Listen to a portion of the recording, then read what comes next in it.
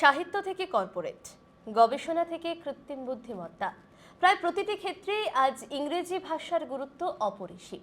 কিন্তু একজন ছাত্র বা ছাত্রী কিভাবে ইংরেজিকে নিজের সাফল্যের হাতিয়ার করে তুলবে, সেই দিশা দেখাতেই আজ আমাদের সঙ্গে রয়েছেন সূর্য সেন মহাবিদ্যালয়ের ইংরেজি বিভাগের একজন বিশিষ্ট অধ্যাপক ম্যাডাম সুতপা সাহা। নমস্কার। নমস্কার। নমস্কার বর্ণা, নমস্কার দর্শকদের। এবং অবশ্যই আমদরিয়া নিউজ এই মুহূর্তে যারা দেখছেন প্রত্যেককে স্বাগত জানাই। আর আপনাদের সাথে রয়েছে আমি বর্ণা। তো ম্যাম, প্রথমেই বলি যে কেমন আছেন বলুন। আছি, মোটামুটি ভালোই আছি। বেশ। মানে বয়স অনুযায়ী এতটা ভালো থাকা হয়তো কথা নয়, কিন্তু আছি ঠিকঠাক। আচ্ছা, তো আমাদের আজকের এই বিষয়ে ইন্টারভিউ দিতে হবে শুনে কি মনে হয়েছিল প্রথমে? না, ইন্টারভিউ দিতে হবে শুনলে সবসময় বুকের ভেতরটা দূর দূর করে। সেটা যেমন ছোটবেলাতেও করতো, এখনও করে। অতএব এটা নিয়ে আর নতুন করে বলার কিছু নেই, যথেষ্ট আশঙ্কায় আছি।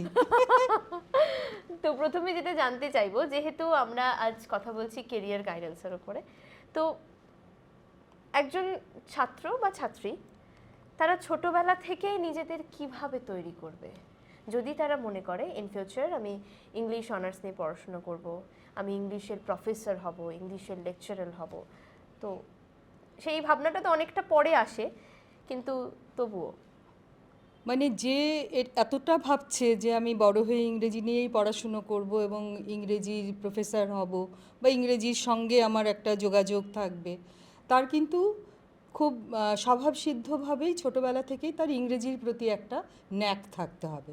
তো এই জায়গাটায় আমি আমার নিজের একটা উদাহরণ দিতে পারি যে আমি সব কিছু ভয় পেতাম প্রায়, অঙ্ক তো বিশেষ করে, হ্যাঁ, সাবজেক্ট হিসেবে। কিন্তু ইংরেজিটাই একমাত্র পরীক্ষার দিন ছিল যেদিন আমি খুব মানে একদম স্বতঃস্ফূর্তভাবে খুশি মনে, একটুও ভয় না পেয়ে, একটুও কোনো চাপ না নিয়ে আমি গিয়ে পরীক্ষা দিতে পারতাম এবং আমার কিচ্ছু মনে হতো না। বাকিরা ভয় পাচ্ছে, আমি একদম ভয় পাচ্ছি না। তো এরকম যদি একটা বিষয়ের প্রতি ভালোবাসা থাকে বা সাবজেক্টের প্রতি ভালোবাসা থাকে, তাহলেই বুঝতে হবে যে সে সেই সাবজেক্টটা নিয়ে যদি ভবিষ্যতে এক্সপ্লোর করে, তাহলে কিন্তু সেখান থেকে একটা ভালো কিছু উঠে আসবে। একদম। তো অনেক ক্ষেত্রে আমি একটু বাংলা মিডিয়ামে চলে আসি। বাংলা মিডিয়ামের স্টুডেন্টরা কিন্তু ইংলিশকে ততদিন পর্যন্ত ভালোবাসে ততদিন পর্যন্ত সিন আনসিন থাকে, গ্রামার পার্টটা তারা কোনো রকমের একটা মুখস্থ করে হোক, যেভাবেই হোক ওরা করে নেয় আর কি। কিন্তু ইংলিশে ভালো নাম্বার আসে তাদের। তো ওই আফটার 10 তারা ইংলিশটাকে আর ভালোবাসতে পারে না। অনেকেই পারে না, আবার অনেকে তো পড়াশুনো করছে।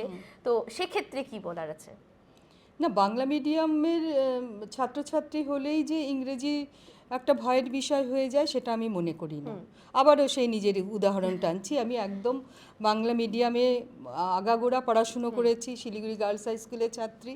এবং তারপরে যখন আমি ইংরেজি অনার্স নিয়ে কলকাতায় পড়তে গেলাম, তখন ব্যাপারটা ছিল ওই বাঙাল যেমন হাইকোর্ট দেখে কলকাতায় গিয়ে, ওরকম একটা ব্যাপার। সেখানে ডিপার্টমেন্টে সবাই প্রায় ইংরেজি ব্যাকগ্রাউন্ড থেকে এসেছে এবং সবসময় তারা ইংরেজিতে কথা বলছে। এবং আমাদের যারা প্রফেসর ছিলেন তখন কলেজে, তাদের একদম আমাদেরকে বলে দেওয়া ছিল যে যতক্ষণ ডিপার্টমেন্টে থাকবে, you have to think in English, you have to speak in English and you have to dream in English. তো বাংলার কোনো জায়গাই ছিল না তখন। ওই যতক্ষণ ডিপার্টমেন্টে থাকছি, লাইব্রেরি ব্যবহার করছি, টিচারদের সঙ্গে ইন্টারঅ্যাক্ট করছি, ক্লাস করছি, গোটাটাই হবে ইংরেজিতে। সেটাই আমার ভাষা ততক্ষণ। তো আমার একটু, যেহেতু আমি বাংলা মিডিয়াম থেকে গিয়েছিলাম, ফলে একটু তো অসুবিধে প্রথমে হয়েছে, পরে ধীরে ধীরে সেই অসুবিধেটা কাটিয়েও উঠতে পেরেছি। অতএব বাংলা মিডিয়াম থেকে যারা আসছে তাদের কিন্তু সেই ভয়টা না থাকলেই ভালো, কারণ আমি দেখেছি তুলনামূলকভাবে গ্রামারে বাংলা মিডিয়ামের ছাত্রছাত্রীরা কিন্তু অনেক বেশি স্ট্রং হয়। হ্যাঁ, এটা আমি দেখেছি একেবারেই। আচ্ছা, এই প্রসঙ্গে একটা কথা বলি। এই ধরনের কথা শোনা যায় যে যারা কনভেন্টে পড়াশুনো করে তাদের ইংলিশ নাকি অনেক ভালো, তাদের একটা আলাদা অ্যাটিটিউড থাকে। এগুলো কিন্তু অনেকেই ফেস করে। আর যারা নর্মাল স্কুলে পড়ে, যারা কনভেন্ট নয়, তো সেক্ষেত্রে হয়তো তাদের ইংলিশটা একটু পোর বলা হয়। বাংলা মিডিয়ামের কথা তো ছেড়েই দিলাম। এই ধরনের কিন্তু একটা যে ওই ক্লাসগুলোকে ঠিক করা, মানে তুমি 10-এ 10 পাচ্ছ, ও কনভেন্ট বলে ও বেটার, ও বলে ওটা ও গুড, তো এই ব্যাপারটা নিয়ে কি বলবেন? না, আমার মনে হয় যে এটা হতে পারে, হ্যাঁ। কারণ কনভেন্টে যারা পড়ান তারা হচ্ছেন তা অনেকেই দেখবে যে তারা ইউরোপিয়ান, যেহেতু মিশনারি স্কুলগুলোতে, বিশেষভাবে মিশনারি কনভেন্টগুলোতে, সেখানে কনভেন্ট থেকেই তারা আসছেন, এবং ফলে তাদের ইংরেজিও অনেক বেশি স্ট্রং আর কি।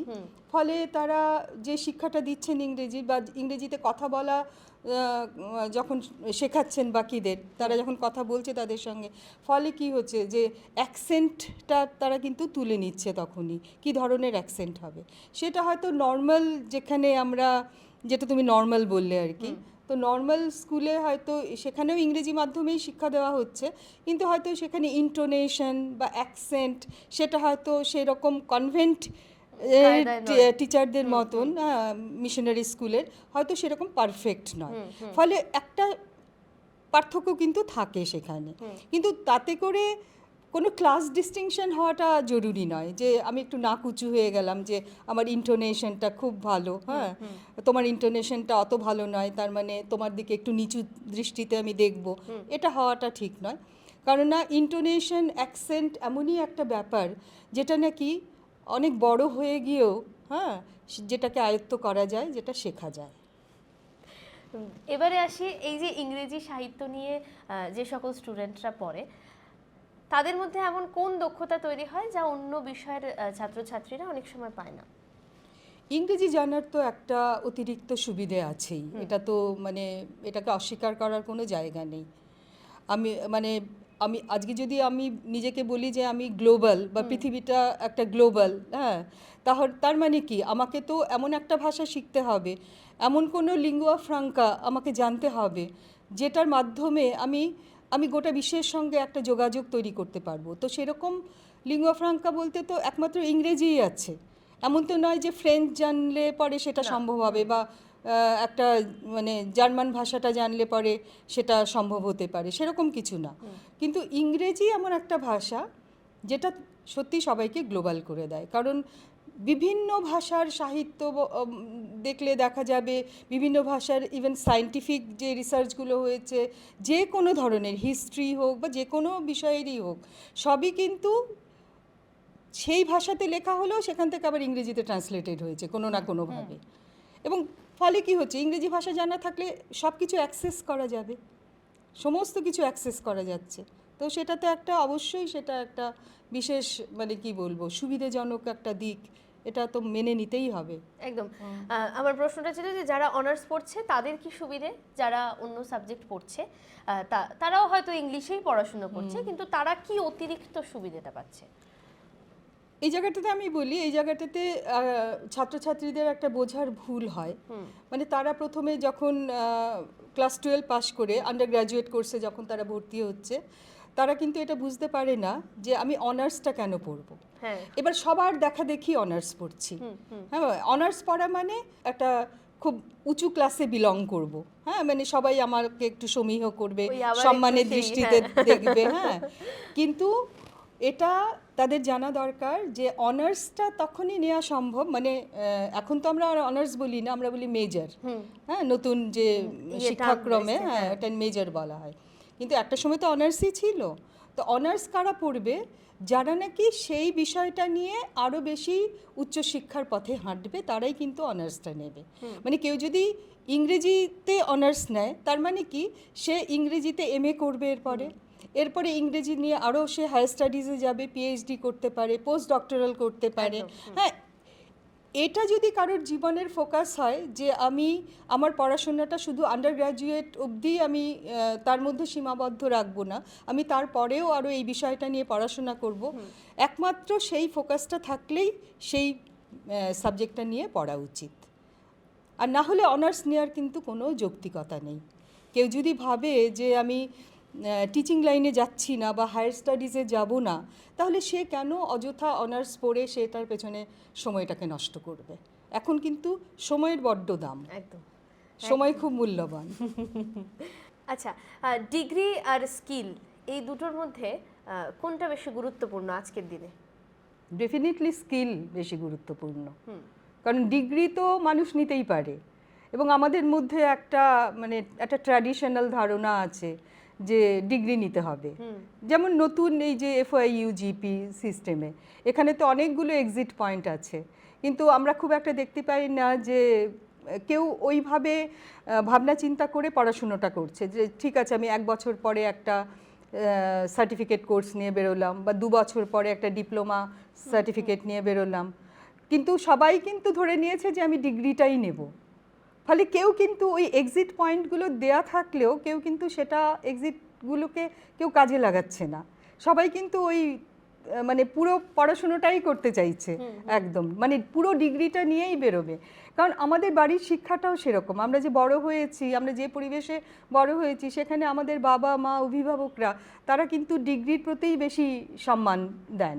অতএব কেউ যে ডিগ্রি পুরো না নিয়েও যে বেরিয়ে আসা যায় একটা সার্টিফিকেট নিয়ে বা একটা ডিপ্লোমা নিয়ে, এবং তারপরেও কোনো স্কিল বেসড কোনো পড়াশুনো করে সেটা নিয়ে নিজের কি বলবো ক্যারিয়ারটাকে তৈরি করা যায়, এই জাতীয় ধারণাগুলো এখন নতুন হচ্ছে। আগে এগুলো ছিল না, এখনও পুরোপুরি চলে যায়নি। ফলে যেটা হচ্ছে যে ওই ডিগ্রির প্রতি একটা আকর্ষণ, সেই আকর্ষণটা কিন্তু থেকে যাচ্ছে। বরং আমরা অনেক সময় শিক্ষকরা যখন ছাত্রছাত্রীদের দেখি আর কি, তখন ওদের যে ক্যাপাবিলিটি, ওদের যে ক্যাপাসিটি, সেটা দেখে একটা প্রশ্ন আমাদের মধ্যেই সেটা আমাদের মধ্যে উঠে আসে যে ও তাহলে এটা না করে ওটা করছে না কেন? হ্যাঁ, এবারে আমি তো তার ভাবনাটাকে ওইভাবে পরিচালিত করতে পারি না, ডিরেক্টলি পরিচালিত করতে পারি না, কিন্তু আমি তাকে উৎসাহিত করতে পারি যে এই স্কিলটা তোমার মধ্যে রয়েছে, তুমি এই স্কিলটাকে তুমি ডেভেলপ করতে পারো, বা এটাকে নিয়ে আরও এক্সপ্লোর করতে পারো, এবং এটা নিয়ে তুমি অর্থ রোজগারও করতে পারো, নিজের ক্যারিয়ারটাও বানাতে পারো। কিন্তু আগে যেরকম হতো না, যে কি পড়তে হবে, যে সায়েন্সটা আগে পড়তে হবে, পারি না পারি সায়েন্স পড়তে হবে, তারপরে সায়েন্সে যদি আমি সুযোগ না পেলাম তখন বাধ্য হয়ে আমি আর্টস নিলাম, পারি না পারি আমাকে সরকারি চাকরি নিতেই হবে। হ্যাঁ, মানে সেটা এখনও রয়েছে আমাদের সমাজে, যে সরকারি চাকরিটাই একমাত্র চাকরি। কিন্তু বিজনেস আবার কে করে, বিশেষ করে বাঙালিরা। হ্যাঁ, বিজনেসকে সাপোর্টই করতে পারে না। কিন্তু এখনকার দিনে দেখা যাবে যে বিজনেসটা কিন্তু অনেক বেশি প্রফিটেবল, বিজনেসটা কিন্তু অনেক বেশি রিটার্ন দিচ্ছে। হ্যাঁ, তো সেটা কি হচ্ছে, সেলফ এন্টারপ্রেনারশিপও হচ্ছে, যে আমার মধ্যে যে স্কিলটা আছে সেই স্কিলটাকে আমি কাজে লাগিয়ে আমি কিছু করতে পারছি। তো এই ভাবনাগুলো এখন ধীরে ধীরে আসছে, একবারে তো বদলানো যাবে না। একেবারেই তাই। তো এই এআই, চ্যাটজিপিটি, জেমিনি এইসবের যুগে ইংলিশ গ্র্যাজুয়েটদের কিভাবে নিজেকে আলাদা করে রাখা উচিত, বা কিভাবে তারা নিজেদেরকে আলাদা করে তুলবে? এই চ্যাটজিপিটিটা খুব ইন্টারেস্টিং, কিন্তু আজ অব্দি আমি নিজে এটাকে আমার মোবাইলে রাখিনি, চ্যাটজিপিটি বা জেমিনাই, হ্যাঁ এগুলো কোনোটাই আমি রাখিনি। হ্যাঁ, কিন্তু আমি শুনেছি যে এরা খুব হেল্পফুল, এবং আমার শুনে যে ধারণাটা হয়েছে যে এরা অনেক তথ্য তোমাকে দিতে পারে। মানে যেটা আগে আমরা তথ্য জোগাড় করতে গেলে আমাদের বিভিন্ন বই ঘাঁটতে হতো, বিভিন্ন লাইব্রেরিতে যেতে হতো, সেই কাজটাকে বোধহয় অনেক কমিয়ে এনেছে এই ধরনের এআই টুলসগুলো। ফলে তথ্যগুলো খুব সহজেই চোখের সামনে চলে আসে। এবারে কিভাবে আলাদা করবে, যে আমি ব্যক্তি মানুষ হিসেবে সে হামলে পড়ে সমস্ত তথ্যটাকে নিয়ে আমি আমার প্রজেক্টটা রেডি করব বা আমার আনসারটা রেডি করব, এরকম কিন্তু নয়। সেখান থেকে আমার প্রয়োজনীয় অংশটাই নিতে হবে। এই প্রয়োজনীয় অংশটা নিতে জানাটাই কিন্তু আমাকে আলাদা করে রাখবে। এটা হচ্ছে সবচেয়ে বড় কথা। এটা আমরা যখন চ্যাটজিপিটি, জেমিনাই ছিল না, তখনও আমরা দেখেছি যে আমরা তোমাদেরও বলেছি স্টুডেন্টসদের যে যাও লাইব্রেরিতে গিয়ে রেফারেন্স ওয়ার্ক করো। হ্যাঁ, এবারে রেফারেন্স ওয়ার্কটা কি সেটা বুঝতেই অনেকটা সময় লেগে গেছে ছাত্রছাত্রীদের, যে বিভিন্ন বই ঘেঁটে আমি যে পার্টিকুলার ওই টপিকটার ওপরে যখন আমি আমার আনসারটা ফ্রেম করছি, তখন সেই আনসারটার জন্য প্রয়োজনীয় তথ্যটুকু আমি বিভিন্ন বই থেকে নেব। সেটাই এখন হয়েছে, যে চ্যাটজিপিটি বা জেমিনাই আমাকে যে তথ্যগুলো দিচ্ছে, আমি আমার ওই আনসারটা ফ্রেম করার জন্য প্রয়োজনীয় তথ্যটুকু নেব। এবারে ও আমাকে যা দেখিয়ে দিল, আমি অন্ধের মতো বিশ্বাস করে সবটাই প্রডিউস করে দিলাম, তাহলে কিন্তু সেটা ঠিক হলো না। কিন্তু এই চ্যাটজিপিটি আর জেমিনাই কিন্তু একদম মানে ইন ডেপথ এর কোনো তথ্য কিন্তু দেয় না, যা দেয় সমস্তটাই ওপর। হ্যাঁ, সেটাই তো দেবে। একজন মানে একটি যন্ত্রের কাছ থেকে তো এর বেশি কিছু আশা করা যায় না, কারণ সেই যন্ত্রটিও তো প্রোগ্রামড, তাকে তো প্রোগ্রামড করে রাখা হয়েছে। অতএব তার কাছে তো ওইরকমই যেটা একটু যতটুকু দেওয়া আছে, সুপারফিশিয়ালি সে দেবে, সে তো হিউম্যান ব্রেনের মতন তো সে ওই কাজটা করতে পারবে না। সেই ইনভেনশনটা কি ওর, এটা আমার জানা নেই, আমি যেটা জানি না সেটা নিয়ে ওইভাবে বলতে চাই না। আমার মনে হয় না হিউম্যান ব্রেনের মতন সে কাজ করতে পারবে বলে।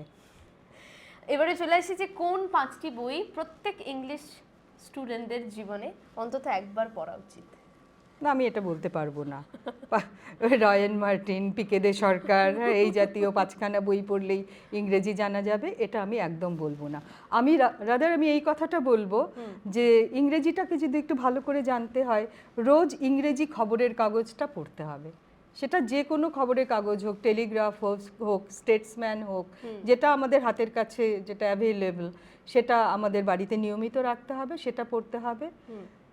ইংরেজি বইগুলো পড়তে হবে, গল্পের বই যেগুলো নিজের ভাষায় আমরা সাধারণত পড়ে থাকি, ইংরেজিতে লেখা বইগুলো সেগুলো একটু বেশি করে পড়তে হবে।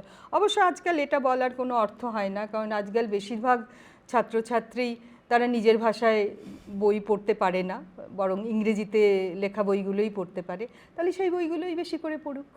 আর তারপরে একটা লাস্ট কথা বলি, যেটা আমার ভীষণ, মানে একজন ইংরেজির শিক্ষক হিসেবে আমার ভীষণ মনে হয় যে ইংরেজি টেক্সটগুলোকে পড়া খুব উচিত। যে আমাদের সিলেবাসে যেই বইগুলো আছে, যেই বইগুলো নিয়ে ক্লাসে আমরা আলোচনা করছি, হ্যাঁ, বিভিন্নভাবে আলোচনা করছি, কিন্তু দেখা যাচ্ছে দিনের শেষে যে আলোচনাটুকু শুনছে কিন্তু টেক্সটটা আর পড়ছে না, বইটা আর পড়ছে না, ইভেন বইটা কিনছেও না। তো আমরা কিন্তু ক্লাসে ওটা, মানে শ্রেণীকক্ষে ওটা আমরা উৎসাহিত করি যে প্লিজ এত পয়সা খরচা করে জামা, জুতো, ব্র্যান্ডেড শু, ব্র্যান্ডেড সমস্ত কিছু পড়ো, একটা বই তো কিনতেই পারো, কেনাই যায়, বইটা কিনলে সংগ্রহেও থাকে, পড়াও হয়, আর পরীক্ষাতে ভালো নম্বরও আসতে পারে তার ফলে, পড়ার ফলে। একদমই তাই। তবে যারা একদম ইংলিশ জানে না, মানে তারা ওই স্কুলে যতটুকু পড়েছে, কলেজে যতটুকু পড়েছে, কিন্তু বলতে পারে না খুব সুন্দরভাবে, তো তারা যদি বড় হওয়ার পর চেষ্টা করে আফটার গ্র্যাজুয়েশন, বা তাদের ইচ্ছে হলো যে না আমাকে এটা শিখতেই হবে, আমাকে ভালো ইংলিশ বলতেই হবে, তো সেক্ষেত্রে ইংলিশ শেখার জন্য রেগুলার বেসিসে ইউটিউবে যে শেখানো হয়, বা এখন অনেক ধরনের অ্যাপ রয়েছে, ওই ডুওলিঙ্ক থেকে শুরু করে এআই ইংলিশ টিচার, এরকম অনেক কিছু আছে, তো তারা যারা এই ধরনের ক্লাসেসগুলো নিচ্ছে বা করছে, তারা যদি রেগুলার বেসিসে 30 মিনিট 10 মিনিট এভাবে করে, তাহলে কি সত্যি ভালো ইংলিশ শেখা যায়? একটা কথা প্রথমেই বলি যে শুধু ইংরেজি বলে নয়, যে কোনো ভাষা সেটা শেখার কিন্তু কোনো বয়স নেই। হ্যাঁ, একটা মানে অনেক বেশি বয়সে গিয়েও মানুষ একটা ভাষাকে আয়ত্ত করতে পারে যদি ভেতরে ইচ্ছেটা থাকে। আর ইংরেজি তো মানে আয়ত্ত করাই যাবে, কারণ এত রকমের, এই যে তুমি এতগুলো ইংলিশ টিচিংয়ের লিঙ্কের কথা তুমি বললে, ইউটিউব থেকে বা অন্যভাবে, হ্যাঁ, সেটা তো রয়েছে। সেটা যদি কারোর ভেতরে সদিচ্ছা থাকে যে এই ভাষাটা আমি ভালোভাবে শিখতে চাই, তার জন্য যে কোনো কিছু সে করতে পারে, ইউটিউব তো রইলই। আমাদের কলেজে আমি বলতে পারি যে ইংরেজিটা শেখার জন্য মানে শুধু বিষয় হিসেবে নয়, আমাদের একটা ল্যাঙ্গুয়েজ ল্যাবরেটরি আছে কলেজে, এবং সেখানে যে কোনো বিভাগের ছাত্রছাত্রীরাই সেখানে অ্যাডমিশন নিয়ে সেখানে খুব নমিনাল একটা চার্জ, হ্যাঁ, সেই চার্জের বিনিময়ে তারা কিন্তু এই যে কমিউনিকেটিভ ইংলিশ, হ্যাঁ, স্পোকেন ইংলিশ, এই যে একটা ল্যাঙ্গুয়েজ সংক্রান্ত যা যা কিছু, সব কিছু কিন্তু তারা সেখানে শিখতে পারে। সেখানে মানে একটা ঘর রয়েছে, সেখানে কম্পিউটারগুলো রাখা রয়েছে, এবং তার সামনে বসে তারা কিন্তু সেগুলো শিখতে পারে। এবং এটা কিন্তু শুধু যে আমাদের কলেজই, সূর্য সেন মহাবিদ্যালয়ে যে সেটার সুযোগ দিচ্ছে তা নয়, আমার বিশ্বাস যে এরকম ল্যাঙ্গুয়েজ ল্যাবরেটরি এটা অনেক কলেজেই রয়েছে, বিভিন্ন জায়গাতেও আছে। হ্যাঁ, আবার বাইরে প্রাইভেট যে জায়গাগুলো, হ্যাঁ, অর্গানাইজেশনগুলো যারা স্পোকেন ইংলিশের স্পেশাল ট্রেনিংগুলো দেয়, সেরকমও কোর্স তারা করে নিতে পারে, এটা তো কোনো অসুবিধে নেই। তো এটা থেকে কি তারা একদম সঠিকভাবে ভালোভাবে তারা আয়ত্ত করতে পারে? হ্যাঁ, আয়ত্ত তখনই হবে একটা ভাষা যখন সেই ভাষায় যত বেশি কথোপকথন হবে, যত বেশি ইন্টারঅ্যাক্ট করা যাবে সেই ভাষায়, যেমন উদাহরণ হিসেবে বলা যায় যে এই যে আমরা এই শিলিগুড়ি শহরে বসবাস করি বা এই তরাই ডুয়ার্স অঞ্চলে বসবাস করি, এখানে তো নেপালি একটা প্রধান ভাষা। এবার আমরা অনেকেই এটা বলি যে নেপালিটা বুঝতে পারি কিন্তু বলতে পারি না। হ্যাঁ, তো বলতে না পারার পেছনে প্রধান কারণই হলো যে আমি নেপালিতে ওই কথোপকথনটা অত করছি না বা ইন্টারাকশনটা অত করছি না। যদি করতাম তাহলে পরে আমি নেপালিতেও যথেষ্ট স্বচ্ছন্দ হয়ে যেতাম। এটা যে কোনো ভাষার ক্ষেত্রেই এটা এক। একদম। এই প্রসঙ্গে আমি আরো একটা কথা বলবো, এই বিশেষ করে বাঙালিদের মধ্যে এই জিনিসটা লক্ষ্য করা যায় যে অন্য ল্যাঙ্গুয়েজ, বিশেষ করে কলেজে আমরা যখন পড়তাম তখন আমরাই দেখেছি যারা নেপালি থাকে ওরা কিন্তু খুব তাড়াতাড়ি বাংলাটা শিখে ফেলতে পারে, কিন্তু আমরা সেই নেপালিটা শিখতে পারতাম না। এটা খুব খুব খুব কম হয়েছে, সেটা নিজেদের দোষেই। আর যখনই শিখতে যাওয়া হয়, যদি কিছু একটা ওয়ার্ড বা কিছু ভুল হয়ে যায়, এটা হিন্দির ক্ষেত্রে হোক বা ইংলিশের ক্ষেত্রে হোক, তো নিজেদের মধ্যেই না ওই একটা মানে হাসাহাসির ব্যাপার থাকে, যার জন্য হয়তো সেই লজ্জা থেকেই আর মানে থাক আমি যেটা পারি ওটাই বলি, এরকম একটা ব্যাপার কিন্তু থাকে না। আসলে আসলে আমার যেটা মনে হয়, যেহেতু এটা একটু লাইটার টোনে তুমি বললে, সেহেতু আমি বলি যে ওই বাঙালিদের হিন্দি বলা নিয়ে তো অলরেডি একটা জোক আছে হ্যাঁ সমাজে, এবং সেটা বিভিন্ন ফিল্মে বলো, নাটকে বলো, হ্যাঁ বইয়ে গল্পের মধ্যে বলো, সেটা বিভিন্নভাবে এসছে। ফলে স্বভাবতই আমার মনে হয় বাঙালিরা প্রথম থেকে একটু সংকুচিত থাকে যে অন্য ভাষায় কথা বলতে গেলে আর আমি ঠিকমতো যদি না বলতে পারি তাহলে কি হবে। আর দ্বিতীয় যেটা কারণ আমার মনে হয় যে বাঙালিরা বোধহয় একটু পারফেকশনিস্ট হয়, যে একটা ভাষাকে যদি আমি ঠিকভাবে না শিখে না বলতে পারি তাহলে পরে বোধহয় ভাষাটা ঠিক বলা হলো না। হ্যাঁ, এই ব্যাপারটা কাজ করে, কিন্তু এইটাকে ঝেড়ে ফেলতে হবে।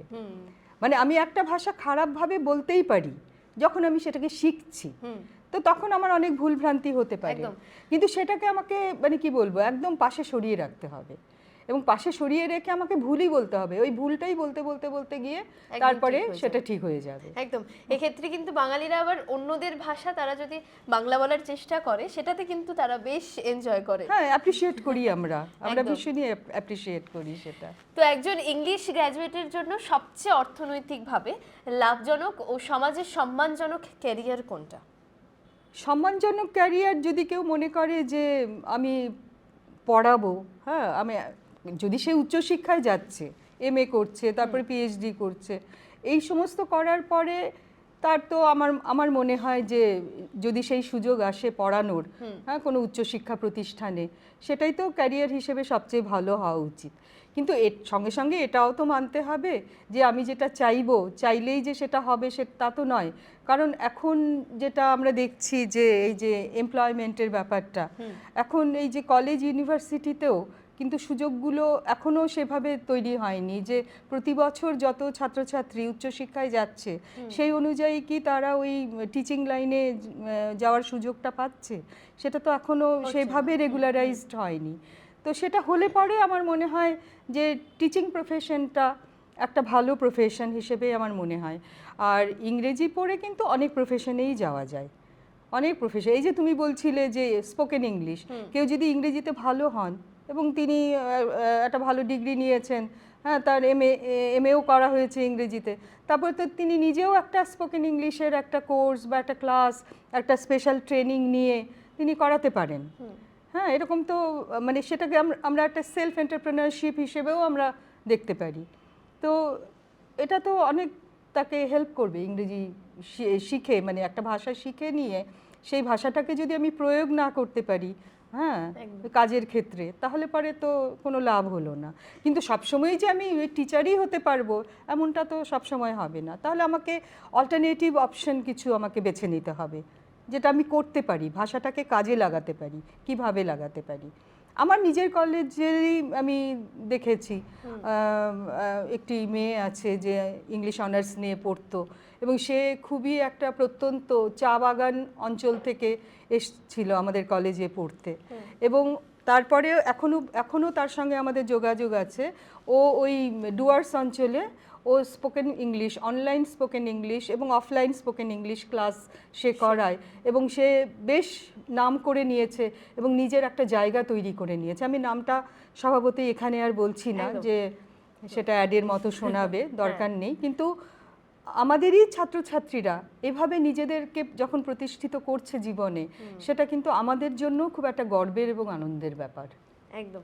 তো বিদেশে পড়তে বা চাকরি করতে চাইলে আজ থেকেই কি কি প্রস্তুতি নেওয়া উচিত? বিদেশে প্রথমেই চাকরি তো ওইভাবে আমি জানি না কিভাবে হয় সেটা।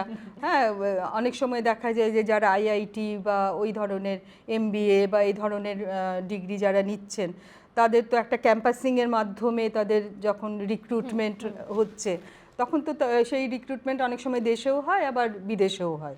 সেটা তো একরকমভাবে। আবার অনেকে দেখা যায় যে আইএলস বা এই ধরনের পরীক্ষা দিচ্ছেন, পরীক্ষা দিয়ে নিজেদের সেখান থেকে নিজেদের প্রস্তুত করছেন, এবং সেটা যদি ক্লিয়ার করতে পারেন তাহলে বিদেশের যে কোনো জায়গাতেই তারা পড়তে যেতে পারেন। এবং তখন ওই পড়তে গিয়ে যেটা হয় যে কোর্সটা শেষ হলো, তারপরেও বোধহয় একটা 1 বছরের সেখানে তাদের একটা গ্রেস, একটা থাকার একটা সময় দেওয়া হয়, যেই সময়টায় তারা ওখানে থেকে ওখানে কোনো কাজ খুঁজে নিতে পারেন বা কাজ করতে পারেন, এবং করতে করতেই তারপরে যেটা ওই দেশের নিয়ম অনুযায়ী ভিসা কিভাবে তারা পাবেন বা কিভাবে আরও বেশি সময় সেখানে থেকে যাবেন বা সেখানকার সিটিজেনশিপ পাবেন। এভাবেও আমি দেখেছি যে অনেকে ওই পড়তে পড়তেই একটা কোনো প্রফেশনে ঢুকে গিয়ে তারপরে পাকিভাবে সেখানে থেকে গেছেন, একদম স্থায়ীভাবে সেখানে থেকে গেছেন। আর আমরা যেহেতু এই স্পোকেন ইংলিশ নিয়ে অনেক কথাই বললাম, তো এই ক্ষেত্রে একটা কথা জিজ্ঞেস করি যে ইংলিশ বলতে গেলে সব থেকে বেশি কি দরকার, গ্রামার না কনফিডেন্স?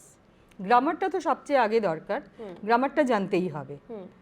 সবসময় কনফিডেন্স দিয়ে সব কিছু হয় না, এটা আমার ধারণা। হ্যাঁ, আমি একজন বাংলা মিডিয়ামের ছাত্রী হিসেবে এটা বলতে পারি, গ্রামার স্ট্রং থাকবে। এটা অনেকটা ওই ক্লাসিক্যাল মিউজিক শেখার মতন, যিনি গান শিখছেন তার বেসটা যদি না থাকে, ওই ক্লাসিক্যাল বেসটা যদি না থাকে, আর ক্লাসিক্যাল বেসটা থাকলে কি হয়, যে কোনো ধরনের গানই তিনি অনায়াসে গাইতে পারেন। তো ইংরেজির ক্ষেত্রেও একই, গ্রামারটা খুব ভালোভাবে জানতে হবে, তারপরে ইংরেজিটাকে ভালোবেসে সেই ভাষায় ইন্টারঅ্যাক্ট করা, পড়াশুনো করা, কথাবার্তা বলা, তারপরে তো ধীরে ধীরে কনফিডেন্সটা গ্রো করবে। এবার আমি গ্রামারই জানলাম না, খালি হ্যালো হাই থ্যাংক ইউ বলে আমার ওভার কনফিডেন্ট ফিল করলাম, এটা খুব সুপারফিশিয়াল বলে আমার মনে হয়।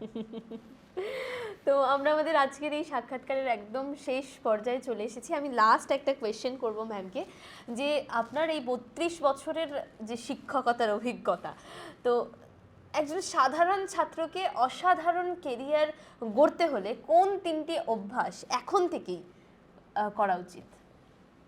প্রথমে ফোকাসটা ঠিক করতে হবে, অনেক কিছুর মধ্যে থাকলে হবে না।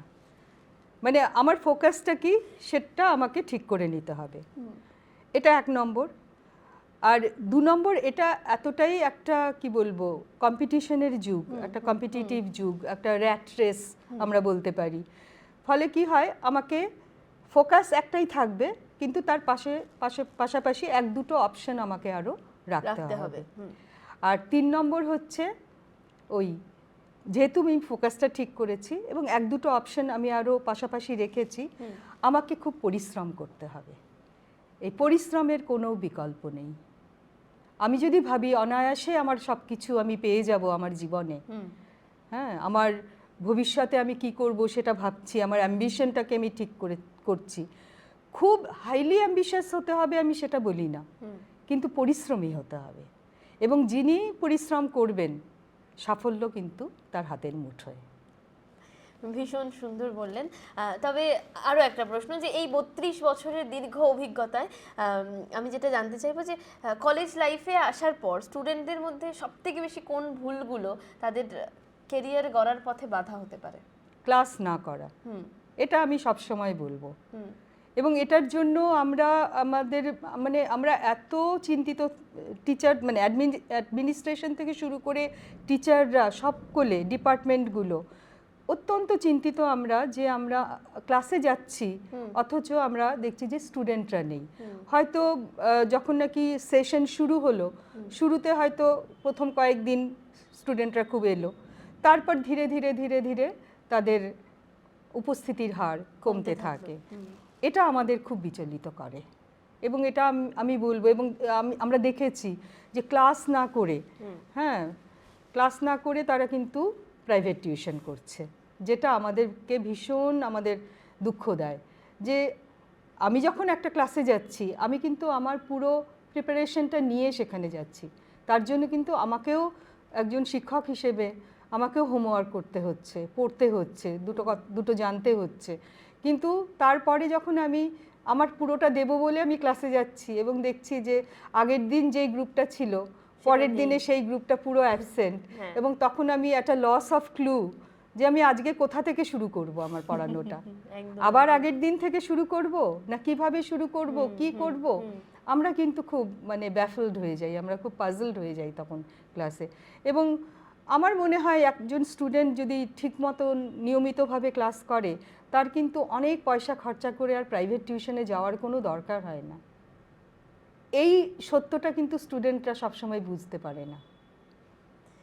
একদমই তাই। তবে আমি নিজে ব্যক্তিগতভাবে বলবো যে এই সত্যটাকে মানতেই হবে। তার কারণ কলেজ লাইফ নিয়ে আমার যে একটা ভ্রান্ত ধারণা ছিল সেটা কিন্তু আমি সূর্য সেন কলেজে গিয়ে একদম ভেঙে গেছে। ইভেন আমি ফেয়ারওয়েলের দিন অনেক কিছু বলেও এসেছি যে এত কিছু ভাবতাম, অনেকে অনেক রকম কথা বলে, লেকচারাররা আসবে ক্লাসে লেকচার দেবে, প্রফেসররা আসবে লেকচার দেবে চলে যাবে, কিন্তু না, লেকচারার বলুন বা প্রফেসর তারা আসে ক্লাসে রীতিমতো পড়ায়, শুধু তাই না পড়ানোর পাশাপাশি তারা পড়া ধরেন, এমনকি ভীষণ বাচ্চাদের মতো যে জিনিসগুলো হয়তো আমরা 11-12-এ পাই না সেই জিনিসগুলো আমরা কলেজে গিয়ে পেয়েছি। তো সেক্ষেত্রে আর ম্যামের কথা বলতে গেলে প্রথমে তো কলেজে যখনই যেতাম প্রথম দিকে ম্যাম যেত মানে সবাই খুব ভয় পেত, সুতপা ম্যাম আসছে একটু চুপ থাকতে হবে এবার না, ওটাই আমি বলি যে আসলে আমাদের যে মানে বাইরে থেকে যেটা মনে হয় আসলে আমরা সেটা নই, একদমই। হ্যাঁ, আমরা অত্যন্ত বন্ধুবৎসল এবং আমরা ছাত্রছাত্রীদের নিজেদের সন্তানের মতন মনে করি এবং আমরা সবসময় ওপেন টু দেম, যে তোমরা যে কোনো সমস্যা, সেটা শুধু পড়াশুনো সংক্রান্ত না, সেটা যদি তোমার নিজের কোনো মানসিক স্বাস্থ্য সংক্রান্ত কোনো সমস্যা হয় বা তোমাকে কেউ বদার করছে বা ঘরে তোমার কোনো অশান্তি হয়েছে, যে কোনো ধরনের সমস্যায় তুমি কিন্তু শিক্ষকের কাছে আসতে পারো, বলতে পারো। একদমই তাই। আর সূর্য সেন কলেজ বললে আমার অনেক স্মৃতি জড়িয়ে, এবং শুধু তাই নয়, সূর্য সেন কলেজের এমন কেউ ছিল না যার আশীর্বাদের হাত আমার মাথায় ছিল না। প্রত্যেকটা, আমি হয়তো জিওগ্রাফি নিয়ে পড়েছি কিন্তু সমস্ত ডিপার্টমেন্টের টিচাররা ইভেন ম্যামরাও ভীষণ সাপোর্ট করেছে, ভালোবেসেছে। তো ম্যাম অনেক ধন্যবাদ, আজকে অনেক ধন্যবাদ তোমাকেও এবং দর্শক বন্ধুদের। একদম। তবে আজ এখানেই শেষ করছি, আবারও ফিরবো নতুন কোনো আপডেটের সাথে। আমুদরিয়া আপনাদের সঙ্গে আছে, আপনারাও থাকুন আমুদরিয়ার সঙ্গে। ধন্যবাদ।